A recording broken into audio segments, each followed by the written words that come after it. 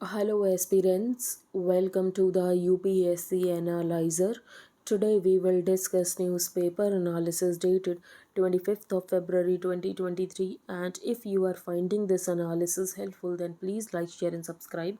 First news at Congress script as per plan, seats for Sonia and Rahul, no CWC post. तो ये news हम क्यों discuss कर रहे हैं? तो हमने कुछ टाइम पहले डिस्कस किया था कि इंडिया में इंटरनल पार्टी डेमोक्रेसी नहीं है in most of the parties. तो कांग्रेस वर्किंग कमेटी के पोल्स होने वाले थे, लेकिन अब ये कहा गया है कि जो पार्टी प्रेसिडेंट है मल्लिकार्जुन खड़गे, ये नॉमिनेट करेंगे मेंबर्स को और यहाँ पर इलेक्शंस नहीं होंगे।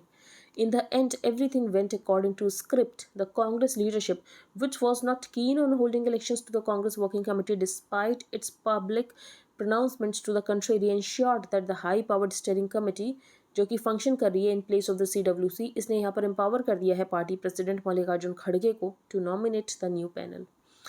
नेक्स्ट है Amritpal on their security leader, तो इसको हम डिस्कस करेंगे एडिटोरियल पेज पर। नेक्स्ट है at G20 finance meet Modi calls for stability Ukraine tensions flare. तो G20 फाइनेंस मीट में यहाँ पर प्राइम मिनिस्टर मोदी ने दो इश्यूज़ की बात की। पहला इशू ये कि कुछ कंट्रीज़, मेनली यहाँ पर डेवलपिंग कंट्रीज़, जिनकी फाइनेंशियल वायबिलिटी को थ्रेट है क्योंकि उनके जो डेट्स हैं ये अनसस्टेनेबल लेवल्स पर जा चुके हैं। दूसरा इशू ये है कि जो इंटरनेशनल फाइनेंशियल इंस्टीट्यूशंस है उसके ऊपर दुनिया का भरोसा नहीं बचा है, flagging the threat to financial viability of many countries from unsustainable debt levels. Prime Minister Narendra Modi Friday said trust in international financial institutions ये erode हो चुका है, partly because they have been slow to reform themselves, क्योंकि उसमें reform ही नहीं हुआ है, अब आज की realities को match ही नहीं कर रहे हो। Saying it is not an easy task, Modi called upon the custodians of the leading economies and monetary systems की stability को वापस लाओ, confidence को वापस लाओ and growth होनी चाहिए to the global economy. He also made a reference to the rising geopolitical tensions in different parts of the world without naming the Russia-Ukraine war directly. Next है after objections ICHR stops anthem removes Bharat Mata. यहाँ पर important हो जाता है ICHR क्या है? Indian council for historical research, जो कि एक ऑटोनॉमस बॉडी है under the ministry of education. Blow by blow, तो यहाँ पर बात की गई है MCD हाउस की। MCD हाउस में मेयर्स के इलेक्शन तो हो गए, लेकिन अभी तक यहाँ पर स्टैंडिंग कमेटी के इलेक्शन नहीं हो पाए हैं। तो जब मेयर का इलेक्शन हो गया तो यहाँ पर स्टैंडिंग कमेटी के इलेक्शन की क्यों ज़रूरत है? तो यहाँ पर इंपॉर्टेंस बताई गई है स्टैंडिंग कमेटी की, क्या इंपॉर्टेंस है। While the mayor is the nominal head of the civic body, it is the 18-member standing committee जिसके पास executive powers हैं। अब mayor's powers are limited to calling special meetings of the house। तो mayor की power यहाँ पर सीमित है, special meetings of the house बुला सकता है, कोरम डिक्लेयर कर सकता है, डिसक्वालीफाइंग मेंबर्स अगर ये डिटेल्स नहीं देते हैं of assets, powers to grant financial approval to projects, appoint sub committees, form regulations, discussions are related to and finalisation of policies to be implemented, ये एम्बट ऑफ द कमिटी में आता है। Next है at UNGA India abstains from vote on Ukraine calls for talks. तो हमने discuss भी किया था कि यहाँ पर यूक्रेन ने दिल्ली को रीच आउट भी किया है कि आप फेवर में वोट करना इस रेजोल्यूशन के, लेकिन इंडिया ने यहाँ पर अब्सटेन किया है। इंडिया ने बेसिकली इस रेजोल्यूशन के फेवर में वोट नहीं किया। ये रेजोल्यूशन यहाँ पर अडॉप्ट हो चुका है, 141 कंट्रीज़ ने फेवर में वोट किया था, लेकिन उसके बाद भी यहाँ पर यूरोपियन नेशंस चाहते थे कि इंडिया भी यहाँ पर वोट करे। अब ये रेजोल्यूशन यहाँ पर अडॉप्ट हो गया तो इससे ग्राउंड पे क्या कुछ चेंज आएगा? तो कोई चेंज नहीं आएगा ग्राउंड पर। बेसिकली यहाँ पर ये जो UNGA के रेजोल्यूशंस होते हैं ये नॉन बाइंडिंग होते हैं, तो इसकी वजह से ऐसा नहीं है कि यहाँ पर सीज़फायर हो जाएगा, वॉर रुक जाएगी, कुछ नहीं होने वाला है। लेकिन उसके बाद भी यूरोपियन नेशंस इंडिया के ऊपर इतना ज़्यादा प्रेशर कर रहे थे कि नहीं, आपको रेजोल्यूशन के फेवर में ही वोट करना है। यहाँ तक कि फ्रांस ने तो ये तक कह दिया था कि अगर इंडिया रशिया के अगेंस्ट कुछ नहीं कहेगा तो हम G20 कम्युनिक पर साइन नहीं करेंगे, क्योंकि इस बार G20 की प्रेसिडेंसी इंडिया के पास है। India has abstained in the UN General Assembly on a resolution that underscored the need to reach comprehensive, just and lasting peace in Ukraine, as it questioned whether the world was anywhere near a possible solution। एक साल हो चुका है।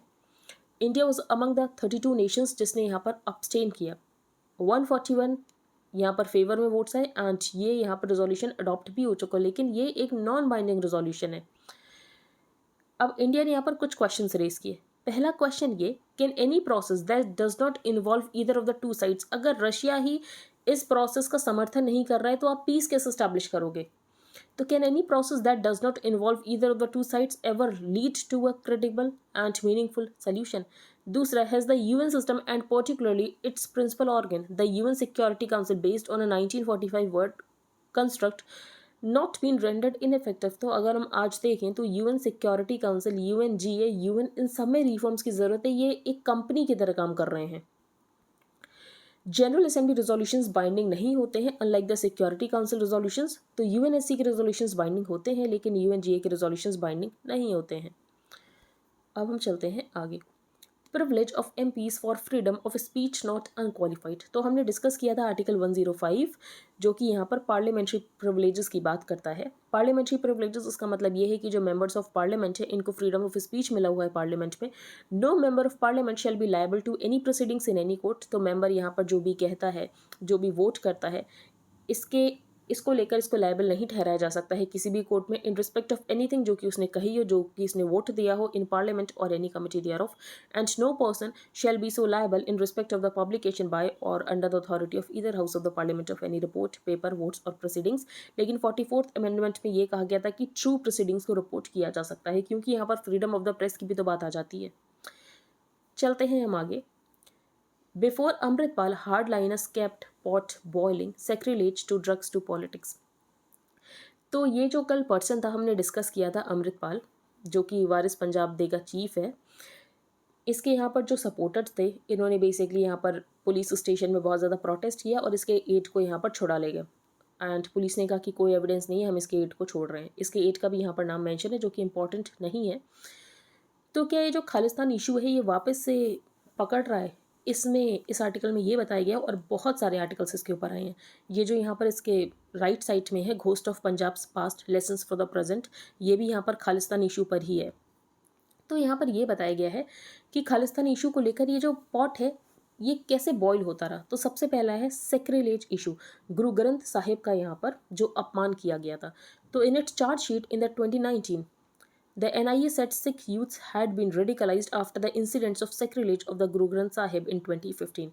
तो सबसे पहला issue सेक्रिलेज। दूसरा issue drugs issue. तो बेसिकली सपोर्टर्स को ये कहा जा रहा है, जो खालिस्तान के सिंपैथाइजर्स हैं उनको ये कहा जा रहा है कि स्मगलिंग हो रही है ड्रग्स की, और यहाँ पर जो पंजाब की सोसाइटी है उसको यहाँ पर स्लेव बनाने की कोशिश की जा रही है। Among the issues Amritpal has taken up is the smuggling of drugs into the state, linking it to a conspiracy to reduce Sikhs to slaves or even to eliminate them। फिर social media. अब social media का नुकसान भी है, फ़ायदे हैं social media के बहुत ज़्यादा, लेकिन नुकसान भी है। फॉर एग्जांपल यहाँ पर pro Khalistan lobby social media का यूज़ करती है, इट इज़ वाया दिस, और यहाँ पर सोशल मीडिया का यूज़ करके रेडिकलाइजेशन किया जा रहा है यूथ का। तो it is via this that the Khalistan narrative has been kept alive and simmering apart from songs by popular singers, जो कि यहाँ पर वायलेंस को थीम होता है, पंजाबी सॉन्ग्स का वायलेंस, और जिसको अभी सरकार ने बैन भी किया था कि आप यहाँ पर वायलेंस को नहीं दिखा सकते हो। फिर एक इशू ये है हिंदू राष्ट्र डिमांड। तो another factor not under the AAP government's control is growing narrative around a Hindu Rashtra pushed by elements with links to RSS BJP, और जिसकी वजह से जो सिख्स हैं उनके अंदर इनसिक्योरिटी आ रही है कि माइनॉरिटीज़ के साथ क्या होगा अगर हिंदू राष्ट्र यहाँ पर इस्टेब्लिश हो जाता है। तो if one can talk about a Hindu Rashtra and raise slogans for it, if communist can aspire to create a communist state, तो पीसफुल एस्पिरेशंस खालिस्तान को क्यों क्रिमिनलाइज कर रहे हो, ये इनका यहाँ पर क्वेश्चन है। आगे चलते हैं। India Brisbane mission targeted. तो कभी आप इंडिया ऑस्ट्रेलिया रिलेशंस के बारे में लिख रहे हो तो आप एक पॉइंट और मेंशन कर सकते हो कि बेसिकली ऑस्ट्रेलिया में अगर हम देखें तो रेडिकल एक्टिविटीज़ होती हैं जो कि इंडियन कम्युनिटी को टारगेट करती हैं in Australia. The incident came days after External Affairs Minister S. Jaishankar visited the country and emphasized the need for vigilance against radical activities targeting the Indian community in Australia। तो for example यहाँ पर जो Brisbane mission है वहाँ पर Khalistan flag देखा गया office में। अब हम चलते हैं आगे। स्लिपिंग इन पंजाब, ये हम डिस्कस करेंगे। The state has no appetite for a return to the violent 80s। तो जो पंजाब के लोग हैं ये बिल्कुल भी सपोर्ट नहीं करते हैं खालिस्तानी, जो भी यहाँ पर खालिस्तान का मिशन है इसको क्यों नहीं सपोर्ट करते हैं, और ये बात ऑथर को कैसे पता है। तो ऑथर ने बेसिकली ये कहा कि 2017 में थोड़ी बहुत ऐसी न्यूज़ आई थी कि जो आप है, आपका एसोसिएशन है खालिस्तानी एलिमेंट्स के साथ, तो लोगों ने आउट राइट रिजेक्ट कर दिया था आपको 2017 के इलेक्शन में। The capitulation of the Punjab government to a radical Sikh leader who openly declares कि ये यहाँ पर फॉलो करते हैं जर्नैल सिंह भिंडरेवाला को। The Khalistani preacher killed during operation blue star. तो ये भिंडरेवाला जिसको यहाँ पर मार दिया गया था during operation blue star. Unlike in Delhi the ruling आम आदमी पार्टी इन पंजाब। तो अगर हम बात करें, आपके पास पंजाब में सारी पावर है, सब कुछ आपके कंट्रोल में ही है। जैसे दिल्ली में तो यहाँ पर काफ़ी कुछ सेंटर के कंट्रोल में आ जाता है। Bafflingly, it surrendered to an armed mob that stormed a police station in Ajnala. और ये कहा कि जिस मैन को आपने अरेस्ट किया है किडनैपिंग केस में, इसको छोड़ो। और ये एज था इस पर्सन का। Senior police officials gave in to the demand during negotiations with the mob, जिसको कि लीड किया गया था by Amritpal Singh, who heads an organisation जिसका नाम है Waris Punjab De, set up by the controversial Deep Sidhu and. लेकिन आई थिंक बाद में डीप सिद्धू की डेथ हो जाती है। फिर उसके बाद इस ऑर्गेनाइजेशन को यही संभाल रहे हैं Amritpal Singh. The government's failure to enforce the rule of law can only emboldens elements who wants to create unrest. तो ये जो एलिमेंट्स यहाँ पर अनरेस्ट क्रिएट करना चाहते हैं, क्योस लाना चाहते हैं पंजाब में। The public delivered no bigger message on this than the rejection of the AAP in 2017 element for just the bare hint कि हो सकता है कि यहाँ पर आपका association with Khalistani elements. The people of Punjab know too well कितना यहाँ पर खून बहा था ड्यूरिंग द वायलेंट 1980s, जब हमें ये खालिस्तानी मूवमेंट देखने को मिला था, और वो इस पर वापस नहीं जाना चाहते हैं। The government's gave in to the mob suggest that chief minister Bhagwant Mann has not read the mood correctly and continues to harbour. अब यहाँ पर ऑथर ने ये कहा है कि जो आप है, आपने अभी तक लोगों का मूड ठीक तरीके से समझा नहीं है, और इसीलिए इस पर्सन को यहाँ पर रिलीज़ कर दिया कि आपको यहाँ पर कुछ ब्राउनी पॉइंट्स मिल जाएंगे अगर ये पेंडरिंग करेंगे to extremist. The centre sharp to spot a Khalistani threat on distant shots. लेकिन यहाँ पर सेंटर ने इस थ्रेट को भांप लिया है। Has been surprisingly easy going about Singh even that after he issued an apparent death threat to union home minister. Sidelined for years radical elements in Punjab, ये वापस से कम बैक करने की कोशिश कर रहे हैं, trying to ride on public disaffection. तो पब्लिक डिसअफेक्शन क्यों है, उसका रीज़न हमने अभी डिस्कस किया था ना। The Uptake in violent incidents in the state since 2015। For example, यहाँ पर सोशल मीडिया का यूज़ किया जा रहा है, यूथ को रेडिकलाइज किया जा रहा है, सेक्रिलेज का इशू है, हिंदू राष्ट्र का इशू है। ये हमने डिस्कस किए थे इशू कि ये पॉट अभी तक बॉइलिंग कैसे है।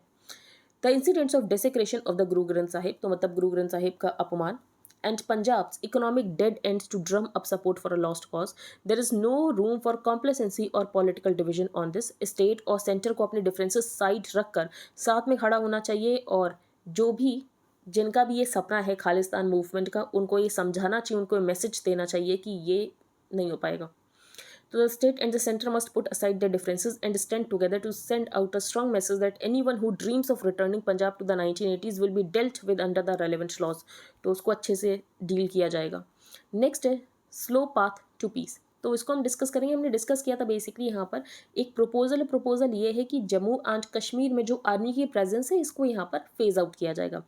आर्मी की प्रेजेंस को क्यों फेज आउट किया जाएगा, क्योंकि वायलेंस काफ़ी हद तक कम हुआ है एंड नॉर्मलसी आ चुकी है। सरकार भी ये दावा कर रही है कि नॉर्मलसी आ चुकी है, तो वैसे भी आर्मी को हटा देना चाहिए। तो ऑथर ने कहा कि ये अच्छी बात है, आर्मी को हटा देना चाहिए, लेकिन फेज्ड मैनर में हटाना चाहिए। और अगर हम बात करें एक्सटर्नल फैक्टर्स जो कि रिस्पॉन्सिबल थे जम्मू एंड कश्मीर की सिक्योरिटी के लिए, तो पहला एक्सटर्नल फैक्टर तो यहाँ पर पाकिस्तान था, और पाकिस्तान यहाँ पर बहुत ही डिमिनिश हो चुका है। तो पाकिस्तान अब रेडिकलाइजेशन फंड नहीं कर पाएगा जम्मू एंड कश्मीर का। It was recently reported in this news paper that the union government is discussing a proposal to withdraw the Indian Army completely from the Valley hinterland. If approved, the army will have presence only in the line of control. The army could be withdrawn in a phased manner, starting with a few districts in Kashmir. और जो counter terror operations की responsibility है, ये CRPF and Jammu and Kashmir police के पास होगी। The reason for this move is the reduced levels of violence in Jammu and Kashmir since the August 5, 2019 decisions. Government has been claiming कि normalcy Kashmir में वापस आ चुकी है, एंड गवर्नमेंट ये अब दिखाना भी चाहती है कि सच में यहाँ पर नॉर्मलसी आ चुकी है, एंड हम आर्मी को यहाँ से फेज आउट कर रहे हैं। There is no arguing with the logic that decreasing violence levels should lead to a reduction in the number of security forces deployed for internal security roles. पहली बात यहाँ पर इंपॉर्टेंट है टाइमिंग। असेसिंग नॉर्मलसी रिक्वायर्स कि हमें सबसे पहले external और इंटरनल फैक्टर्स देखने की ज़रूरत है, जिसकी वजह से यहाँ पर वायलेंस हो रहा था। External factor has been weakened, ये एक्सटर्नल फैक्टर यहाँ पर पाकिस्तान था और ये वीक हो चुका है. Pakistan has provided immense support to terror activities in Jammu and Kashmir in the past, but its ability to influence the situation today stands diminished. This is the result of India's strong response to terrorist acts with a Pakistan signature and a deep political, economic and internal security mess जिसमें पाकिस्तान खुद ही फंस गया है. The internal factors that need to be addressed include कि security situation को control में लाया गया है, रेडिकलाइजेशन को टैकल किया जाए, जो लोगों की एस्पिरेशन से इसको यहाँ पर मीट किया जाए, इकोनॉमिक डेवलपमेंट लाया जाए और जो पॉलिटिकल एक्टिविटी है इसको यहाँ पर रिज्यूम किया जाए. Lessons from the past indicate that violence levels alone are not an indicator of normalcy. In 2012, fatalities from terror-related violence were less than half of 2022, but because the underlying cause of the conflict in Jammu and Kashmir were not focused on, जो situation है ये और ज़्यादा खराब होती रही. While the security situation today is stable, it would be prudent कि यहाँ पर steps लिए जाएं कि इसको और कैसे टैकल कर सकते हैं. This would ensure that Jammu and Kashmir remains stable बिना आर्मी के प्रेजेंस के भी. नेक्स्ट है अ फ्लैशबैक फ्रॉम अजनाला. तो वही बात की गई है कि मिलिटेंसी की मेमोरीज़ को ये वापस दिखा रहा था कल जो हमने देखा. तो गवर्नमेंट को यहाँ पर एक्ट करना चाहिए, ये इशू हम डिस्कस कर चुके हैं. और इस आर्टिकल में मोस्टली सिर्फ उस पर्सन के ऊपर फोकस किया गया है जो अमृतपाल सिंह है, कि अमृतपाल सिंह पहले कैसा था, अब बैप्टाइज्ड हो चुका है. ये सब इंपॉर्टेंट नहीं है हमारे लिए. नेक्स्ट है क्वेश्चंस ऑन सिएटल. तो क्या कास्ट डिस्क्रिमिनेशन यूएस में रैम्पेंट है, इतना ज़्यादा रैम्पेंट है कि इनको एक सेपरेट लेजिस्लेशन ही लाना पड़ गया. तो कास्ट डिस्क्रिमिनेशन है यूएसए में, ये ऑथर ने यहाँ पर बताया है. The United states of America, जिसको कि डिस्क्राइब किया जाता है एक आइडिया है, एक ड्रीम है, लैंड ऑफ अपॉर्चुनिटीज़ है, और यही अमेरिकन ड्रीम सबको दिखाया गया जिसकी वजह से millions from across the world America में जाते हैं. In fact America is a nation जिसको यहाँ पर इमिग्रेंट्स ने ही बनाया है. Indians are also one such immigrant group जिसने यहाँ पर हेल्प की है अमेरिका को उसकी डेस्टिनी को शेप करने में. After the Mexicans, Indians are the second largest immigrant group in America. Hindus were not always welcome in America in the initial years. There was a riot in town near Seattle in September 1907 in which a mob of over 500 white Americans descended on a colony of 150 Hindus और यहाँ पर attack किया गया था Hindus के ऊपर. Hindus were universally regarded as the least desirable race of immigrants और US में इनको एडमिट किया गया. Indians in America have traveled far in the last 100 years since those initial days of prejudice. तो उस समय इंडियंस के साथ प्रेजुडिस होता था, लेकिन उसके बाद भी अमेरिका में जो इंडियंस है बहुत आगे बढ़े. They became the most sought after. Sadly this heart warming scenario, इसका यहाँ पर दूसरा साइड भी है. दूसरा साइड ये है कि अभी भी वहाँ पर कास्ट डिस्क्रिमिनेशन होता है. Caste discrimination has no sanction in India. अगर हम इंडिया की बात करें तो कास्ट जो कॉन्स्टिट्यूशन है क्रिमिनलाइज करता है acts of such discrimination in any form. This calls for a serious debate. Is caste discrimination a reality among Indian Americans today? There is no doubt about the uncivil practice of caste discrimination और इसको यहाँ पर ख़त्म करना चाहिए, इसको यहाँ पर obliterate करना चाहिए. Two questions arise. First, क्या इनफ प्रोटेक्शन है इंडियन अमेरिकन के लिए फ्रॉम एनी सच डिस्क्रिमिनेशन? अगर हम इंडिया की बात करें तो इंडिया में फेडरल और स्टेट लेजिस्लेशंस हैं. Like in India there are enough federal and state legislations in the US जो कि प्रोहिबिट करते हैं any form of discrimination based on national origin, ancestry and ethnicity. अब हम चलते हैं आगे. यहाँ पर कोई इंपॉर्टेंट न्यूज़ नहीं है.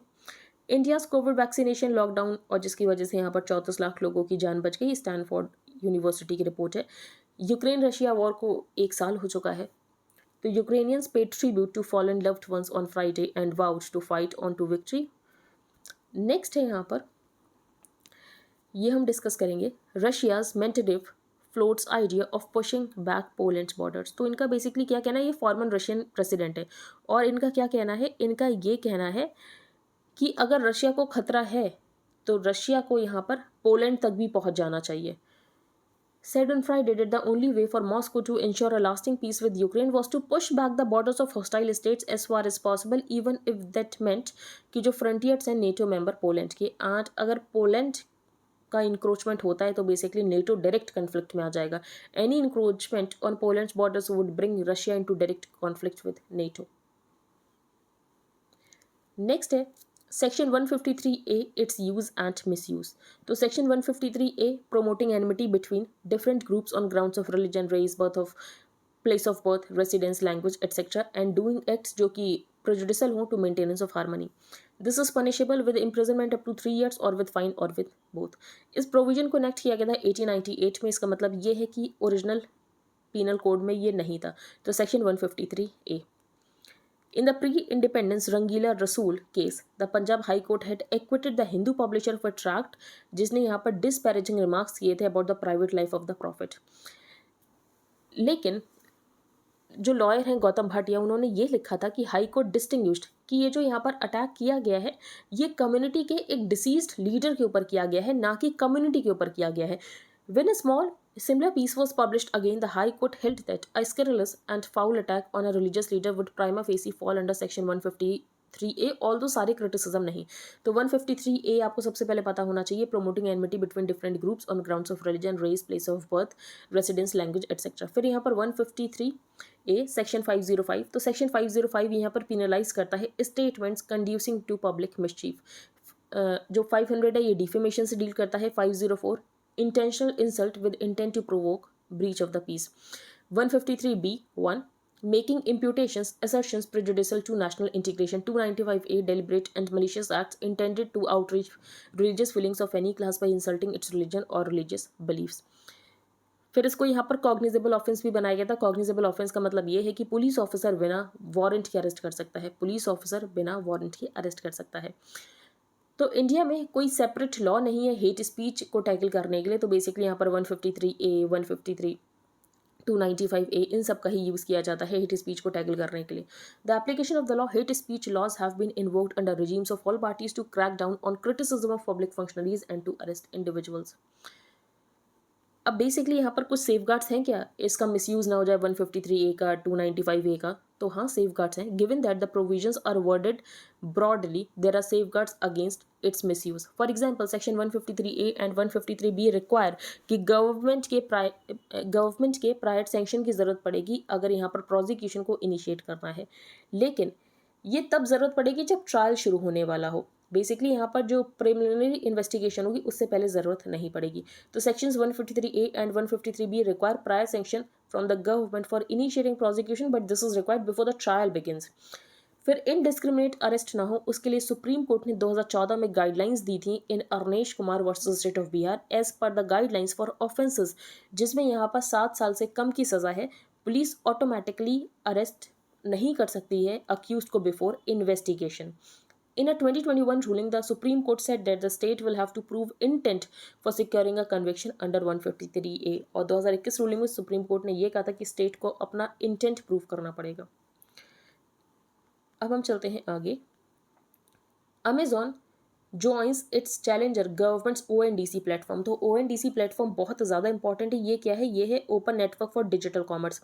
अब इसको लेकर ही क्यों आया गया, इसको बनाने की ही क्यों ज़रूरत पड़ी? तो बेसिकली जो डुओपॉली हो चुकी थी इंडियन ई कॉमर्स मार्केट में फ्लिपकार्ट एंड अमेजॉन की, उसको काउंटर करने के लिए ONDC को लाया गया. ONDC, Open Network for Digital Commerce, will be based on open source methodology independent of any platform. It is being developed as a counter to the current duopoly. तो basically जिसको यहाँ पर काउंटर करने के लिए लाया गया था अमेजॉन और फ्लिपकार्ट, यहाँ पर अमेजॉन इसको ज्वाइन करना चाहता है.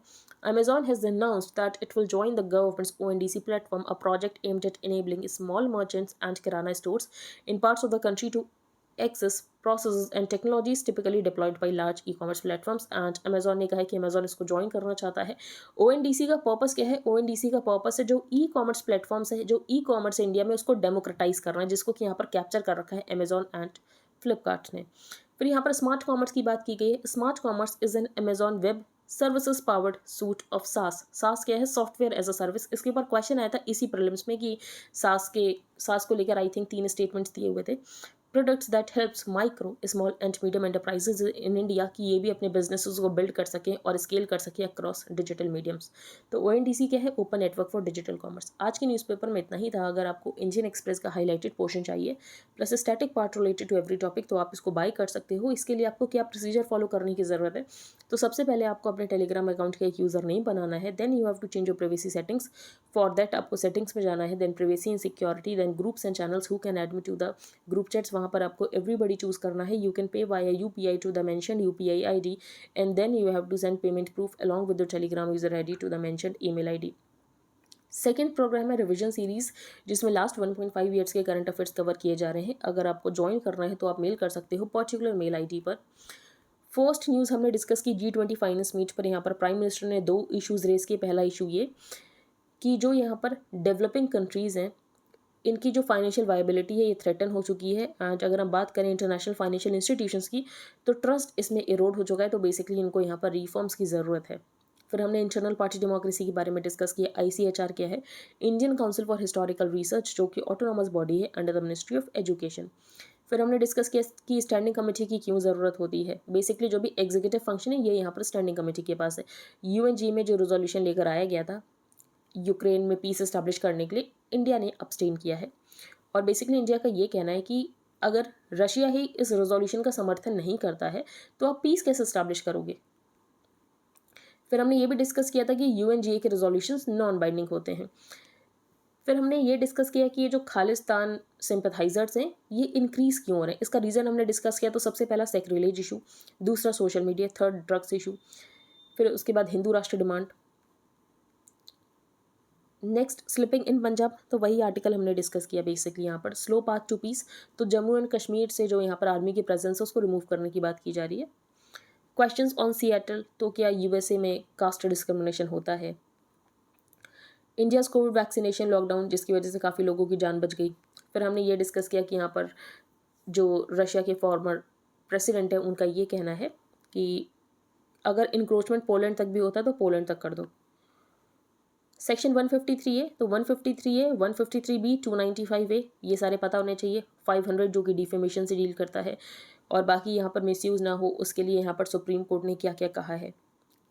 तो फॉर एग्जांपल ये कहा गया है कि आप ऑटोमेटिकली अरेस्ट नहीं कर सकते किसी पर्सन को बिफोर इन्वेस्टिगेशन अगर जो सेंटेंस है ये 7 साल से कम का है। तो बेसिकली उसने यहाँ पर जो भी ऑफेंस है, एलिज्ड ऑफेंस की इसने ये किया है और उसमें यहाँ पर सेंटेंस 7 साल से कम का है, तो आप उसको ऑटोमेटिकली अरेस्ट नहीं कर सकते। फिर हमने कॉग्निजेबल ऑफेंस डिस्कस किया। कॉग्निजेबल ऑफेंस जिसमें पुलिस यहाँ पर बिना वारंट के अरेस्ट कर सकती है। हाँ, यहाँ पर एक लेक ज़रूर मेंशन थी। इटलीज लॉन्गेस्ट रिवर द पो which travels from the Alps to the Adriatic Sea has 61% less water than normal at this time of this year. Its largest lake Garda। तो ये सिर्फ आपको पता होना चाहिए कौन कौन सी लेक्स हैं। तो लेक गार्डा, उसके बाद हमने रिवर द पो डिस्कस किया। अब ये न्यूज़ में किया तो बेसिकली आपको यहाँ पर कैनाल दिख रहा होगा। ये कैनाल यहाँ पर पूरी तरीके से ड्राई हो चुका है, और जबकि यहाँ पर लास्ट ईयर की ही इमेज है जिसमें इतना ज़्यादा पानी हमें दिख रहा है। तो क्या वाटर क्राइसिस है इटली में, ये सब यहाँ पर बताया गया। ये सब इंपॉर्टेंट नहीं है, लेकिन Italy's longest river the Po which travels from the Alps to the Adriatic sea has 61% less water than normal at this time of the year. और बाकी यहाँ पर इटली ने 2022 में ड्रॉट एक्सपीरियंस किया था, सबसे खराब drought in last 70 years. Economy page पर हमने ONDC के बारे में डिस्कस किया है, open network for digital commerce. इसको क्यों लेकर आया गया था, तो कॉमर्स जो स्पेस है उसको डेमोक्रेटाइज करने के लिए, तो अमेजोन ने इसको ज्वाइन किया है। आई होप आपको सब कुछ क्लियर हो गया हो। अगर आपका कोई भी डाउट है तो आप टेलीग्राम ग्रुप पर पोस्ट कर सकते हो। If you liked the video then please like, share and subscribe. Thank you and have a nice day.